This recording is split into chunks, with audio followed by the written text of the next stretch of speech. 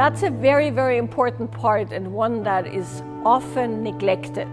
So the bigger picture here is that a lot of people find that once they get into a relationship, intimate relationship mostly, but not only, because there's all other kinds of deeper relationship engagements nowadays. But once they get there are a few things that can happen. One of the things that can happen, both in intimate relationship and in friendships, let's call it, or relationships, is that there's a certain level of engagement and it can't go deeper.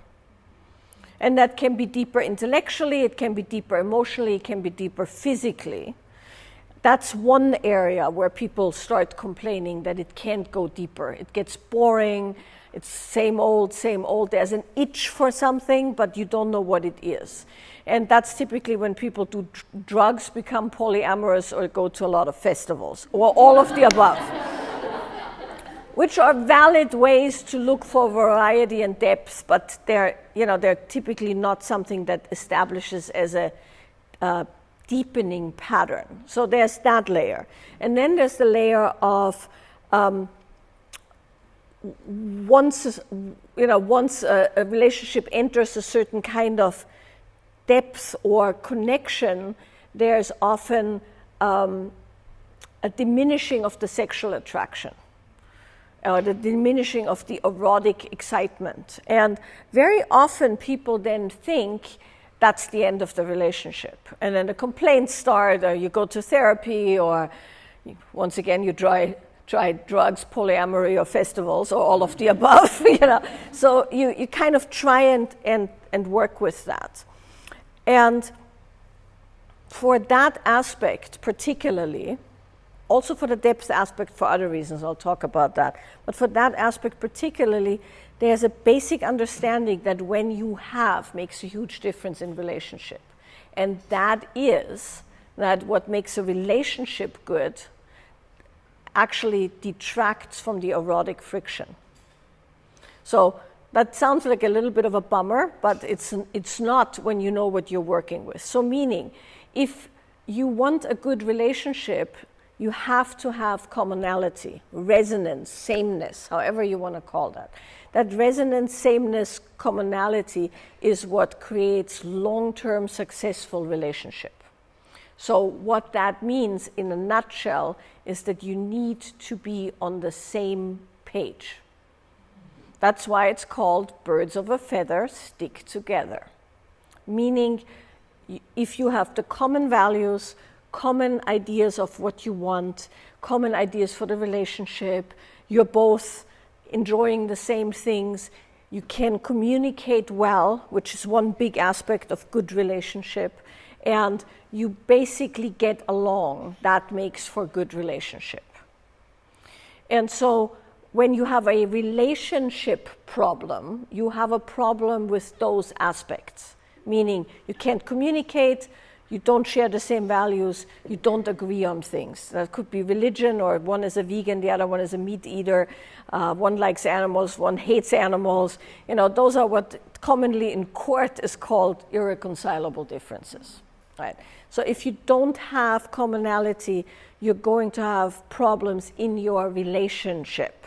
And for that, you need to go and get relationship help. So that would be relationship counseling, communication courses, religious counseling, whatever people like to do, so you are back pulling on the same side of the rope, so to speak, versus on the opposing side of the rope. So that's that.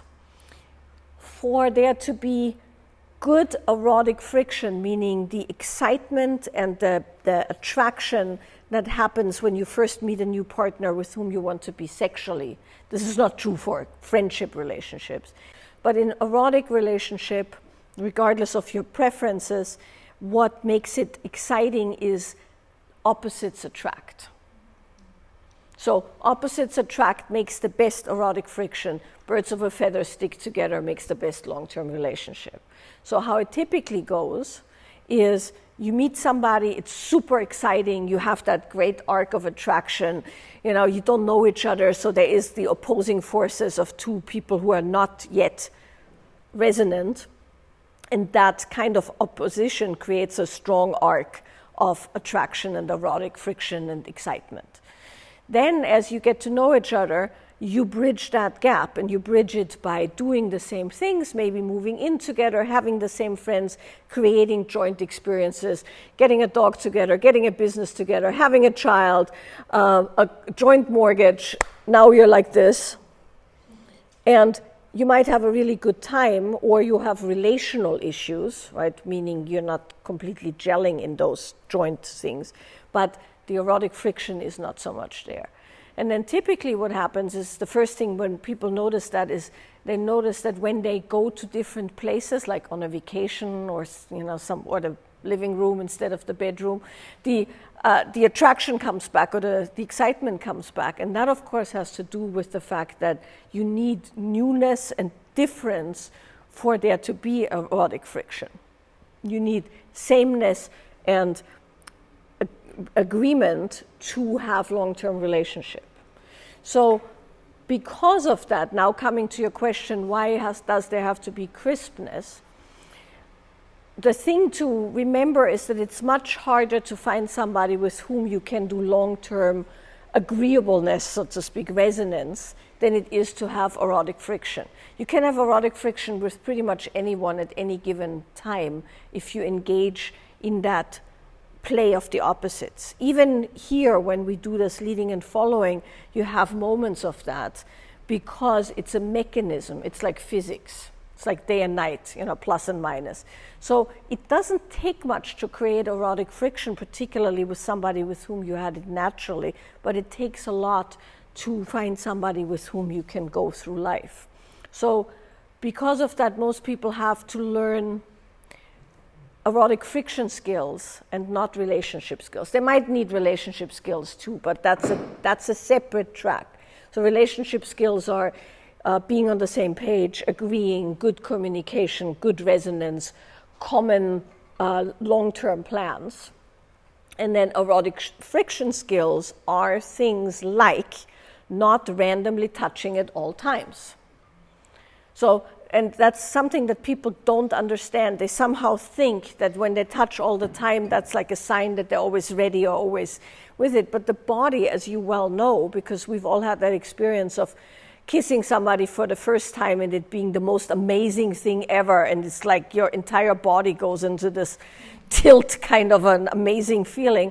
And then 3 months later, you're kissing them, or maybe 6 months later, and it's like, oh, okay, whatever, right? Because still nice, but it's not that thing, because the bodies get used to each other and they start resonating. And bodies by design are meant to resonate because that's how we learn from other bodies, from our parents, and then, of course, from other people along the way. So what that means is when you bring body to body together all the time without any breaks, the kind of erotic friction aspect totally rubs off. And you become numb to your partner's body, so to speak. While if you know that you don't want that to happen, you spend periods of time not touching, so that when you come back together, it's a fresh moment. And so one of the first fixes, so to speak, when people have real ho-hum stuff, is to look at, are they constantly touching, constantly leaning against each other, constantly giving little pets as if it's their dog, constantly little pecks on the cheek like it's their child. Those are not sexy, and the body doesn't go, oh, little pat on the back, oh, honey, right? Is that there's no sex there. So you can't expect that your body has an erotic reaction to something that's mostly used in an unerotic way. So there isn't, there isn't that much to it. People always want to do these big, whatever, tantric, whatever. You don't actually have to do that. You need to just keep your hands to yourself for a period of time, amongst other things, right? The other things to do, there's a whole series of things you can do very simply without much drama, is spend time away from your partner. If you do everything all the time with your partner, you're constantly resonating.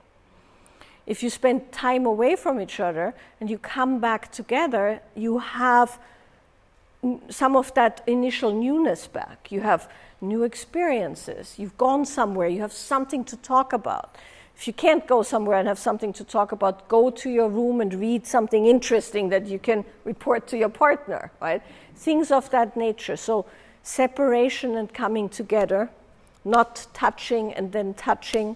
And then also very important is something I call date night discipline, which is when you decide, and date night doesn't necessarily mean you go out, but when you decide you want to engage in the erotic aspect of things, that's when that crispness is most important, meaning you spend time away from each other and you do the things you used to do when you used to date that person. What do you do when you go on a date? You take time away from your other stuff. You make an effort, you shower, you shave, you whatever, you wash your hair, you make a plan, you show up on time, and you actually spend time with that person trying to be interesting. Guess what? That still works 20 years in. It does. Right? But if you don't want to do that, then you will be doomed to a life on the couch in matching sweatpants, eating out of one bowl of popcorn, watching reruns of Stranger Things. Right? That's the quick and dirty on how do you work with opposition versus alignment or resonance versus polarity. Right? So that's the thing. The real secret of nonlinear is that we essentially give the power back to where it belongs, which is the body's natural ability to clear stuff. Like any animal can without any trouble. Steve sometimes talks about this in the embodiment teacher training. You might not remember this since it was a long time ago, where he's talking about, kind of layering tension over tension over tension. You kind of push harder with the breaths so you feel something stronger than the tension you're feeling, and then you have a release that feels stronger than that tension, and so on and so on. So often in nonlinear and in also relaxing the body, you have to kind of pull layer over layer over layer, and sometimes that feels like nothing because it's actually layers of numbness, and so there's nothing wrong with breathing in an organized fashion, right? But there's also something to be said about just giving the authority back to the body and go, you do the thing that you know how to do. You have to have both, right? Because if you're just thrown or blown in the wind like a leaf by your emotions, you become very ineffective. I'm not saying you personally, but one becomes very ineffective because it's like, wee, and you're essentially taken by the emotions. Then, of course, the other side of the coin is somebody who's so rigid that, they don't feel much other than, how are you doing? Good. So, and it's like, what do you mean by good? Oh yeah, I feel good. And then there's underneath is this, cauldron of stuff that's not happening. Not everybody has that, but some people. So somewhere in between there, you are able to feel all the things that are happening, but you're not reactive to them at all times. Right? It doesn't mean that sometimes you don't cry or laugh or whatever, but you can still perform normal life without being taken out by it. But how would it be different than it is now, where you're actually functioning and you can perform normal activity and you can still feel your feelings? Okay, so if you had the focus back the way you would like it, you would get more stuff done in a more efficient way while also feeling all the things you're feeling. But right now you feel like you're not able to get stuff done the way you would like to. Well, here's the thing.